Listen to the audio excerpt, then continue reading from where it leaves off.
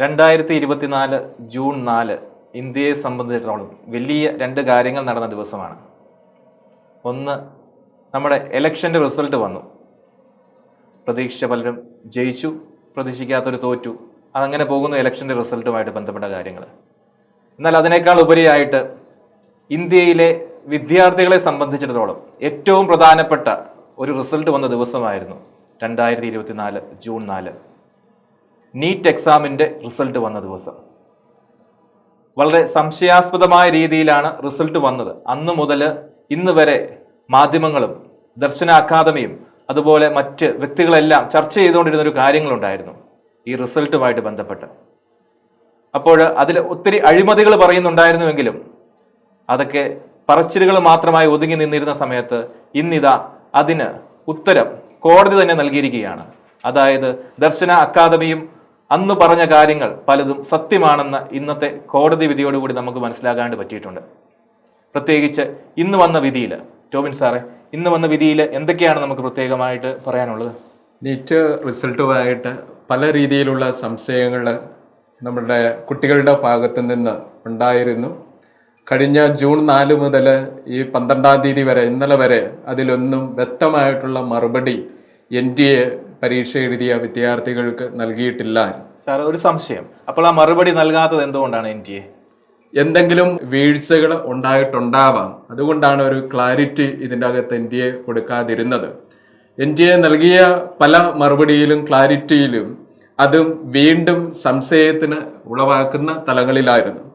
എന്നാൽ ഇന്ന് ഏറ്റവും സാഗതാർഹമായ ഒരു വിധി പ്രകാരം പക്ഷെ പരീക്ഷ എഴുതിയ എല്ലാ കുട്ടികളും അത് സാറ്റിസ്ഫൈഡ് ആണോ എന്നുള്ളതിൽ നമുക്ക് വരും ദിവസങ്ങളിൽ പ്രതികരണങ്ങളിൽ നിന്നും മനസ്സിലാക്കാം. എന്നിരുന്നാലും താൽക്കാലികമായിട്ട് ഇപ്രകാരം ഈ വർഷം ഗ്രേസ് മാർക്ക് കൊടുത്ത നടപടിയെ ചോദ്യം ചെയ്ത് പല ഹർജികൾ വിവിധ ഹൈക്കോടതികളിൽ ലഭ്യമായി 1563 കുട്ടികൾക്കാണ് ഗ്രേസ് മാർക്ക് NTA അറിവോടുകൂടി കൊടുത്തത്.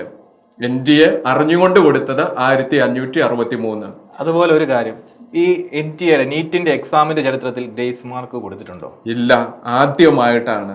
അത് ചോദ്യം ഇതാണ്, എന്തടിസ്ഥാനത്തിലാണ് ആ ഗ്രേസ് മാർക്ക് കൊടുത്തത്? NTA നൽകുന്ന വിശദീകരണം, ന്യായീകരണം, ലേറ്റായിട്ട് ചില എക്സാം സെന്ററുകളിൽ കുട്ടികൾ പരീക്ഷ എഴുതുവാൻ വേണ്ടി ചെന്നു, സമയത്തിനനുസരിച്ചാണോ ഈ ഗ്രേസ് മാർക്ക് പ്രൊവൈഡ് ചെയ്തത്? അതിൽ എന്തെങ്കിലും ക്രൈറ്റീരിയ ഉണ്ടോ? ഈ ചോദ്യം വീണ്ടും ആവർത്തിച്ചുകൊണ്ടേയിരിക്കുകയാണ്. അതിന് വ്യക്തമായിട്ടുള്ള ഒരു മറുപടി നിലവിൽ ലഭ്യമായിട്ടില്ല. ഈ ലേറ്റ് ആയിട്ട് എത്തിയ കുട്ടികളെ എങ്ങനെ തിരിച്ചറിഞ്ഞു? ഇപ്പോൾ ഉദാഹരണം, നമ്മുടെ ഇൻസ്റ്റിറ്റ്യൂട്ടിൽ പഠിച്ച കുട്ടികൾ പലരും പറഞ്ഞു അവിടെ എക്സാം സെന്ററുകളിലെ എക്സാം ലേറ്റ് ആയിട്ടാണ് തുടങ്ങിയത്. പക്ഷെ അവർക്ക് ആർക്കെങ്കിലും ഗ്രേസ് മാർക്ക് കിട്ടിയിട്ടുണ്ടോ? ഇല്ല. അപ്പോൾ ഏതാനും ചില വ്യക്തികൾക്ക് വേണ്ടിയിട്ട് പല റീസണുകൾ ഉപയോഗിച്ച് മാർക്ക് കൊടുക്കുക. അതിലൊരു കാര്യം എൻ്റെ ഇങ്ങനെ പറയുന്നു, എക്സാം സെന്ററുകളിൽ ക്യാമറ വെച്ചിട്ടുണ്ട്. എന്നാൽ എല്ലാ എക്സാം സെന്ററുകളിലും ക്യാമറ വെച്ചിട്ടുണ്ട്. എന്തുകൊണ്ട് ദർശന അക്കാദമിയിൽ നിന്ന് പഠിച്ച ലേറ്റ് ആയിട്ട് പരീക്ഷയ്ക്ക് ക്വസ്റ്റ്യൻ പേപ്പർ കൊടുത്ത ആ സെന്ററിലെ കുട്ടികൾക്ക് ഈ ഗ്രേസ് മാർക്ക് കിട്ടിയില്ല? അപ്പൊ നമ്മുടെ കുട്ടികൾ പരീക്ഷ എഴുതിയ എക്സാം സെന്ററിൽ ക്യാമറ ഇല്ലായിരുന്നു. NTAയുടെ വാദം എല്ലാ എക്സാം സെന്ററിലും ക്യാമറ ഉണ്ടായിരുന്നു. ആ ക്യാമറയിൽ നിന്ന് ലഭ്യമായ ഇൻഫർമേഷനെ അടിസ്ഥാനമാക്കിയാണ് ഈ 1563 പേർക്ക് ലേറ്റായി എന്നുള്ള കാരണത്താൽ ഗ്രേസ് മാർക്ക് പ്രൊവൈഡ് ചെയ്ത് എന്നുള്ളതാണ് അവകാശപ്പെടുന്നത്. അപ്പോൾ ഇതിൽ നിന്ന് മനസ്സിലാക്കേണ്ട ഒരു കാര്യം സാറേ, ലേറ്റ് ആയത് ഒരു റീസൺ ആക്കി ഗ്രേസ് മാർക്ക് കൊടുത്തു. അതായത് നമ്മൾ സാധാരണ രീതിയിൽ പറഞ്ഞു കഴിഞ്ഞാൽ കഷ്ടപ്പെട്ട് ഉറക്കളച്ചിരുന്ന് പഠിച്ച കുഞ്ഞുങ്ങൾ എഴുതിയ എക്സാം, അപ്പോൾ അവരുടെ അധ്വാനത്തിന് ഒരു വിലയുമില്ലാതെ കാശ് മേടിച്ച് ചില വ്യക്തികൾക്ക് മാത്രം മാർക്ക് കൊടുക്കുന്നു, അല്ലെ ചില സെന്ററിലെ കുട്ടികൾക്ക് മാത്രം മാർക്ക് കൊടുക്കുന്നു. തീർത്തും ഇത് ഇന്ത്യയെ പോലുള്ള ഒരു ജനാധിപത്യ രാജ്യത്ത് എല്ലാവരും തുല്യരാണ്, എല്ലാവർക്കും ഒരേ അവകാശമുണ്ടെന്ന് പറയപ്പെടുന്ന ഈ രാജ്യത്ത് ചെയ്യുന്ന അനീതിയാണ്, പ്രത്യേകിച്ച് കുട്ടികളോട് ചെയ്യുന്ന അനീതി. കാരണം നമുക്കറിയാം, സാധാരണ ഒരു എക്സാം പോലെയല്ല. ഇപ്പം നമ്മുടെ ഒരു ചെറിയ PSCയുടെ എക്സാമോ അതുപോലെയുള്ള എക്സാം അല്ല നീറ്റ് എക്സാം. രാത്രി പകലാക്കി കുഞ്ഞുങ്ങൾ പഠിച്ച് നേടിയ മാർക്ക്, അത് കഴിവുള്ളവർ മാത്രമാണ് അതിലേക്ക് വരേണ്ടത്. എവിടെയൊക്കെ കണ്ടു, അതായത് സ്കൂളിലെ പരീക്ഷയ്ക്ക് തോറ്റുപോയവർക്ക് പോലും നീറ്റിന് എബോവ് 99%. ഇതൊക്കെ എന്താണ് നടക്കുന്നതെന്ന് നമുക്ക് മനസ്സിലായി. ഇതിന്റെ പിന്നിൽ ഒരുപക്ഷെ വലിയ വലിയ അജണ്ടാസ് ഉണ്ട്. എന്താണെന്ന് നമുക്കറിയത്തില്ല. വരും ദിവസങ്ങളിൽ ഒരുപക്ഷെ നമ്മുടെ കോടതികളും അല്ലെങ്കിൽ നീതിന്യായ വ്യവസ്ഥയും തീർച്ചയായിട്ടും സാധാരണക്കാരന്റെ കൂടെ നിൽക്കുമെന്നുള്ള പ്രതീക്ഷയിൽ തന്നെ നമ്മൾ നിൽക്കുവാണ്. നിന്നാൽ തീർച്ചയായിട്ടും നമുക്കെല്ലാം നീതി കിട്ടും. അപ്പോൾ ഇന്നത്തെ ഈ വിധിയിൽ മറ്റു കാര്യങ്ങൾ എന്തൊക്കെയാണ് സാറേ വന്നിരിക്കുന്നത്? ഈ 1563 പേരുടെ ഗ്രേസ് മാർക്ക് ഒഴിവാക്കി കഴിയുമ്പോൾ ലഭ്യമാകുന്ന മാർക്കിനെ അടിസ്ഥാനമാക്കിയുള്ള റാങ്ക് ആ കുട്ടികൾക്ക് അതിലവർക്ക് സാറ്റിസ്ഫൈഡ് ആണ് എന്നുണ്ടെങ്കിൽ മുന്നോട്ടുള്ള കൗൺസിലിംഗ് പ്രോസസ്സിൽ അവർക്ക് പങ്കെടുക്കാം. ഇനി അത് അപ്രകാരം സാറ്റിസ്ഫൈഡ് അല്ല എന്നുണ്ടെങ്കിൽ ആ കുട്ടികൾക്ക് നീറ്റ് റീടെസ്റ്റ് ഈ വരുന്ന ജൂൺ 23 ഒരിക്കൽ കൂടി ആ കുട്ടികൾക്ക് പരീക്ഷ എഴുതി അവരുടെ റാങ്കുകളിൽ അപ്ഡേഷൻ നടത്താവുന്ന ആ തലത്തിലുള്ള വിധിയാണ് ഇന്ന് വന്നിരിക്കുന്നത്.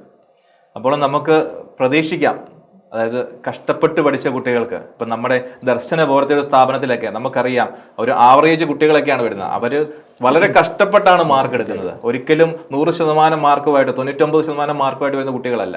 80%, 90%, അല്ലെങ്കിൽ 85% വരുന്ന സാധാരണക്കാരായ കുട്ടികൾ. അത് സാധാരണക്കാരെ ഡോക്ടർ എന്നൊരു സ്വപ്നം സാധാരണക്കാർക്കും പറ്റുമെന്ന് ദർശനം വാക്ക് കൊടുത്തതിന്റെ പേരിൽ വരുന്ന കുട്ടികളാണ്. സത്യം പറഞ്ഞാൽ അവരോടൊക്കെ ചെയ്യുന്ന അനീതിയാണ്. ആരെങ്കിലും ഇതിന് പിന്നിൽ അല്ലെങ്കിൽ ക്വസ്റ്റ്യൻ പേപ്പർ നേരത്തെ കൊടുക്കുവോ, കാശിന് വേണ്ടി ആയിരിക്കും ഇതൊക്കെ ചെയ്യുന്നത്. പക്ഷേ അത് ഒരു ജനതയോട് ചെയ്യുന്ന, ഒരു യുവതലമുറയോട് ചെയ്യുന്ന അനീതിയാണ്.